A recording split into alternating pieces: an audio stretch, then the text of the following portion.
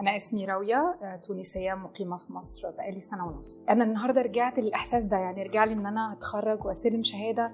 لا، الإحساس مش هنقدر نوصفه، بس فعلا اللي هو الإحساس إن أنا رجعت ستودنت واتخرجت يعني من جديد. النهاردة كان فعلا رائع جدا وكان منظم بطريقة ممتازة.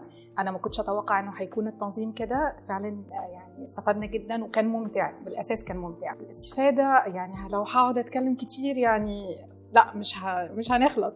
يعني انا واحده كنت عايزه ادخل مجال التدريس وما كنتش اعرف الستبس او انا هبتدي منين.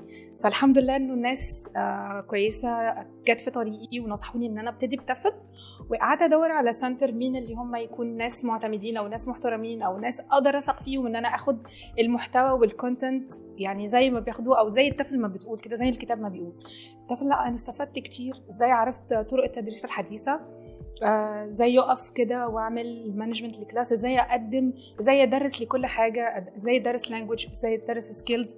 لا، في حاجات كتيره جدا استفدناها وتعلمتها انا من التفل. احنا كنا مع تيوتر ميس سهام مصطفى. ميس سهام مصطفى كانت يعني مش هقدر، انا من بدري وانا بشكر فيها بصراحه.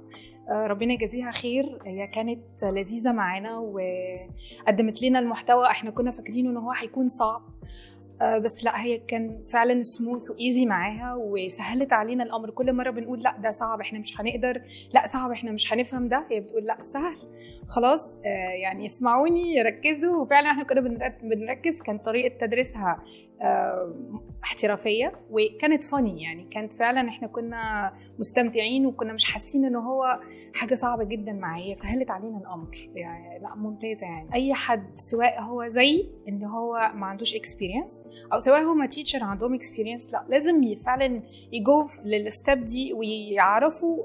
لانه احنا كمدرسين او كالتدريس عامه هما بيعتمدوا على طريقه التدريس القديمه او زي ما اخدنا في الكشكول في الجامعه وكده. لا، ده طلع التدريس بيتطور ولازم احنا كمان نتطور يعني في طريقه تقديم المحتوى، تدريسنا teaching English يعني. فأنا فعلا برشح أي حد سواء تيتشر أو عايز يدخل المجال ده يبتدي بالخطوة دي. الخطوة دي مهمة جدا، هي الخطوة الأولى واللي هي فعلا هيعرف بيها ازاي الدنيا بتمشي يعني في التدريس. يعني كونسبت اتعلم إنجليزي صح.